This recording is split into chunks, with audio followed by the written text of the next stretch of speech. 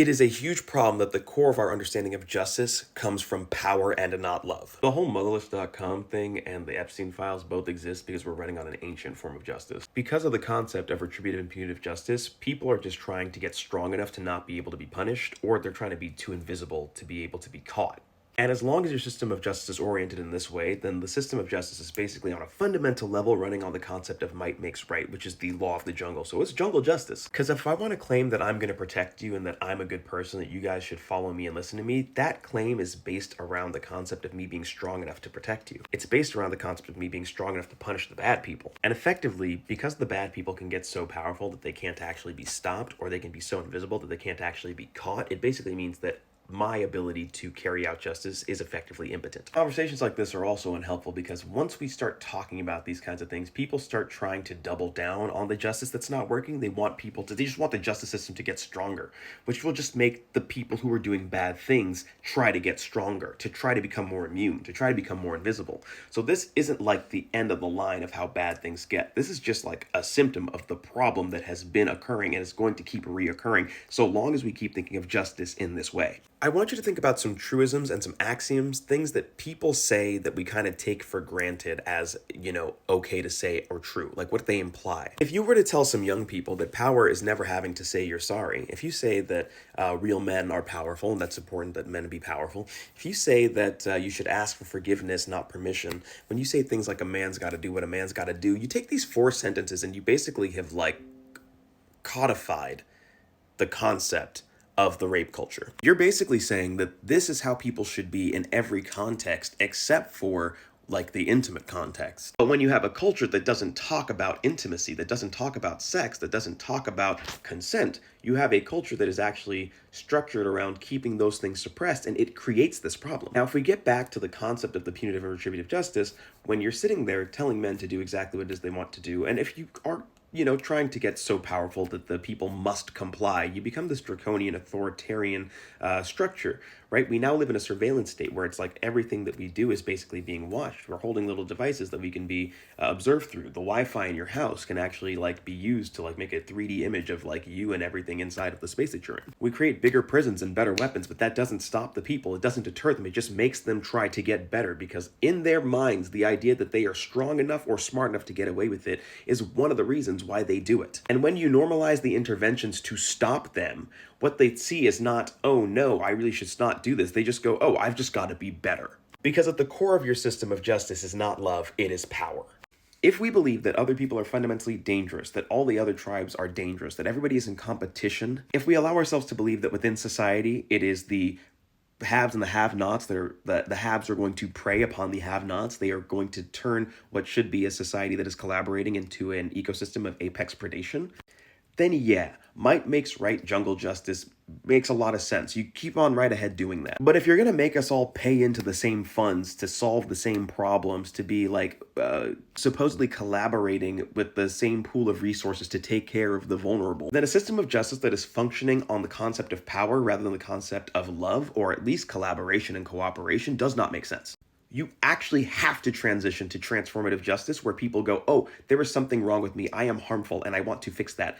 Society, what resources do we have so that I don't have to be harmful anymore? I have desires that don't make sense and I have needs that are going unmet. If I want to participate in the society, if I want to contribute to society, I'm going to need society to invest in me so I can invest back in it so that I can work on myself, so I can find non-violent, non-destructive, non-harmful ways to get my needs and wants met. Because currently the system is so broken that the young men, we talk about the concept of the inner child, and everybody wants to do this inner child therapy, and we all want to heal our inner children, but then we break children the moment they start developing their identities. We get these young boys and they aren't allowed to cry, they aren't allowed to have feelings, they aren't allowed to have access to intimacy and love until they become members of society who provide some sort of service, basically whoring themselves out to corporations so that they can provide something for people to give them worth and love and intimacy over. And then people are mad at them for structuring their entire identities about what they can do and what they can offer, while also simultaneously trying to make life somewhat more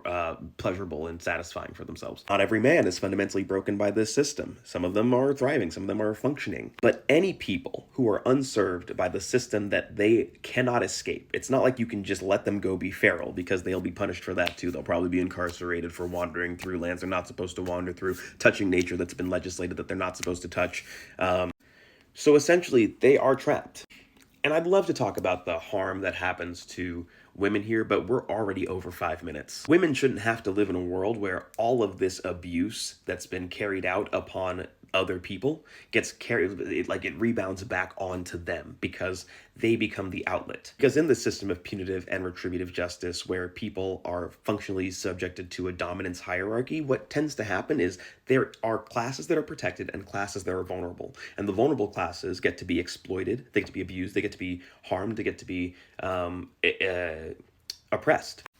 And the system frequently doesn't punish people for actually doing these things. So the people who are sanctioned to be able to be punished or treated poorly in this way, or the things like nature can be abused, right? But as the system refines itself, our means to punish gets worse, and our means to do bad things gets exercised. And frankly, I'm tired of pretending that I don't understand how we solve this. I'm tired of pretending that other people in history haven't been like, yo, you just have to love everybody no matter how evil they are, no matter how bad they are.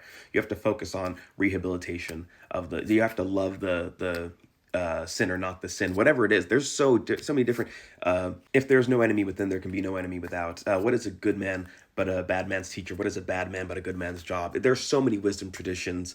I just went Western, African, and Taoism, Eastern, to talk about how somebody somewhere at some point has brought up how we need to make a shift to transformative justice. And maybe 2,000 years ago it wasn't time, but we've seen enough, right? We know that there are plenty of us out there, most of us out here want to be collaborating on a better society. But too many people are afraid of being the person who has to be at the bottom of the hierarchy because they're so acclimated to this hierarchy. They're so conditioned to this hierarchy. But we are afraid that we as humans haven't actually transcended the law of the jungle. And I'm tired of living out the consequences of that while people get full of impotent rage, while they're like, oh no, this horrible thing is happening. And they get so scared and so angry that they can't be reasoned with. And what they want is to feel safe and protected. And they go straight to power instead of figuring out how to go to love. If y'all want to help me figure out how to get more people on board with actually solving the problems that lead to these situations, like who want to focus on rehabilitation instead of carceral punishment, who want to focus on investing in people so that we can change the systems of how we even raise our individuals, that we change the way that we speak so that we stop teaching people to participate in this power-oriented culture, please be my guest. Join me, follow, join my Patreon, read my Substack. But I'm tired of people acting like you're going to beat people into submission and make them good. And I'm very tired of people getting so angry and aiming their frustration in the wrong place and feeling like, well, I'm upset because this bad thing happened, so I'm going to get angry and loud and I'm going to shout and be like, no, I should be in charge so that I can be in charge of who gets hurt now. Because that's not going to fix it. You can't be sitting here saying you're not going to destroy the master's house with the master's tools and then literally go and take the ancient form of justice that predates literally all of your society and then think that that form of justice is going to create a new society. That's how the society started. Submit to my rules, submit to my power, and you can stick around. And we're crafty, so we of course went, yeah, sure, and then immediately started doing whatever the hell we wanted anyway. You all know what the difference of what it feels like to be asked to participate in doing the right thing versus forced into doing what other people have told you is the right thing.